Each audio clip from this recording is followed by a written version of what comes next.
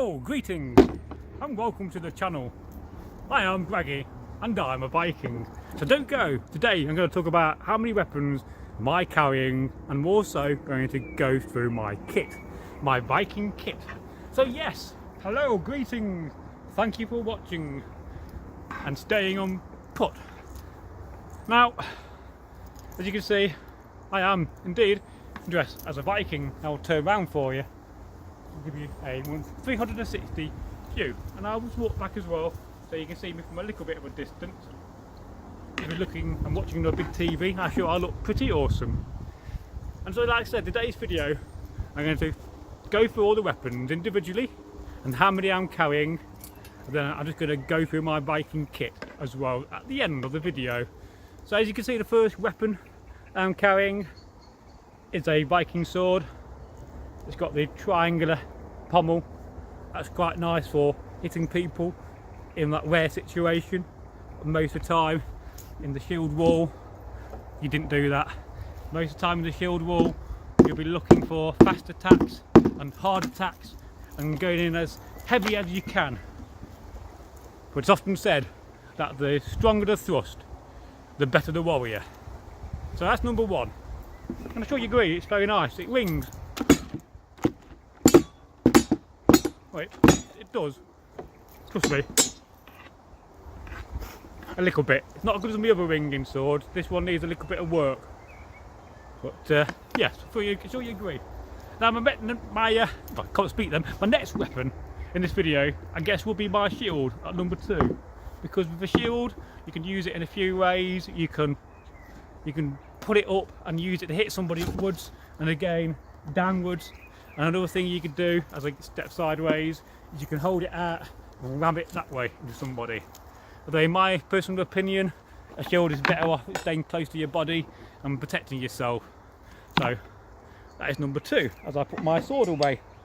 Oh yes, and we do love Viking weapons on this channel, but we're not just about weapons, we're also about storytelling. Now, my next 2 weapons are a pair of javelins I'm carrying, and these will be thrown into battle. I'll show you up close the heads and they're fastened on, and basically what you'll be doing before the battle commences, you'll be chucking them. Try not to damage my camera. There's another one. Now this one's designed purposely to go through chainmail. These are sharp, so I'll be using these against targets. If I find myself a nice log, I could throw these against to show on camera I will do. And again, there you are, the shield wall, and let's say you're 3 or 4 meters away, not quite the length of a spear. So you'll be looking to chuck these at your enemy and take a man out. If you can do that, that does a wonderful job and weakens the opposition. So that's 3 weapons so far, or 4 weapons actually. I'd lied there. And so my next weapon, I suppose you could call it the helmet. Is a helmet a weapon? I could headbutt somebody with it. That would cause a lot of damage. And face it, if I really wanted to, I could whack somebody with it in desperation. If I was in a fight of my life, and I've lost all my sidearms. Is that a thing that they would do? I don't know. I've never really read any accounts in historical accounts or in the sagas of anybody using a helmet to cause damage. And my next weapon, as I put my shield on the ground, will be my axe. Oh yes, you can't beat a good axe. And this is my first one. And then after that, you'll see it, I have a Sagas. In fact, I have 2 Sagases. I've got a sharp one here and a blunt one. I like to carry this one, but I won't carry it into a Viking reenactment battle. I will take it off my belt and leave it in my tent.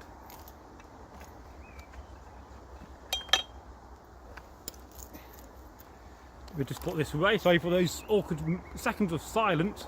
You forget someday when you're putting kit away, you're on camera. And then after that, I'm also carrying a Langsat, just in case. So did you get all the weapons I'm carrying?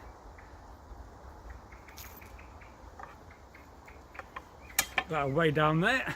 Of course, I'm dressed as a Viking. I've got a woolen tunic. I'm wearing a linen under tunic. I don't think you can see it. It's brown and very peasant and poor in the material sense and the sense of wealth. And who would wear such a thing? As I adjust my helmet, got my hat on funny, and of course I'm wearing woolen trousers and I've got leather work. And I tell you what, it's very warm. Adjust my sword a little bit. Nice. It's absolutely great to wear this kit, I must say. And it's a fascinating area of history. Of course, I'm also wearing a silver neck ring to show my wealth off, because I'm a wealthy Viking. I can afford to have such things as silver. And of course, if you're making a lot of silver coin and profit, you can stop paying tax in those days by having it converted into jewellery. It was around for a little bit of the history of the Dark Ages, but of course, as things progressed and the monetary system became more controlled, and so did the taxation. And let's face it, kings like the tax people because they got to raise revenues for wars. So yes, and I'm also wearing two Thor's hammers there. A very old one, not brilliantly authentic, but it does the job. And I'm wearing a very authentic one in silver. And I've got a few pendants. I've got a pendant of Freya there, and a couple of brachiotecs. And the brachiotek is basically a brass disc, and it's got some kind of a pattern or decoration of it. Sometimes there could be decorations of the Viking gods, like what I'm wearing. They represent Odin and Thor. And sometimes they can just be very nice decoration, but they come from the Roman era, so they're a throwback to the Roman era. They're like medallions, and of course these would have been found and dug up, and then jewellers would have converted them into pendants. As I adjust my helmet again. The thing about wearing a hat on a helmet, always make sure you got your hat further back when you put your helmet on, and I didn't do that then. And then your hat won't be riding forward when you have your helmet on. And I do love the sound of a helmet and mail. I mean, that's a nice sound. But also, the thing about a helmet is it can also be used as a cooking pot. So there you are, you're going to battle and you don't have anything to cook in. So you use this. You take out the leather lining if you've got one, just don't. You may wash it out. I'd imagine if you're not bothered about cleanliness in a certain sense because you just want to get fed and get to war. And so, yeah, you could cook a stew in that if you're desperate. Would you eat a meal cooked inside somebody's old sweaty helmet? Probably not for my liking, as I put it back on my head.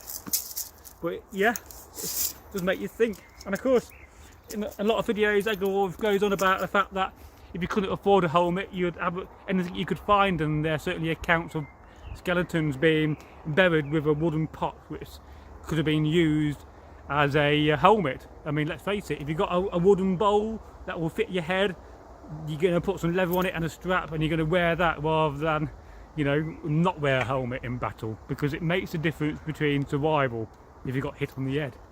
So I hope you've enjoyed this video. I've gone through all my weapons and I've not missed any. I've not got a secret Sagas in there, so that's covered. I've not got nothing else on me. I probably am carrying too many weapons. I think the average Viking would have probably had one spear, an axe, a Sagas, a shield, and if he's lucky, he got a helmet. Two things you could do for the channel is one, share the video, and number two, as I get ready to post for the thumbnail, is to like the video. By liking the video, that will really help. That's just me posing for the thumbnail, if I remember. Goodbye.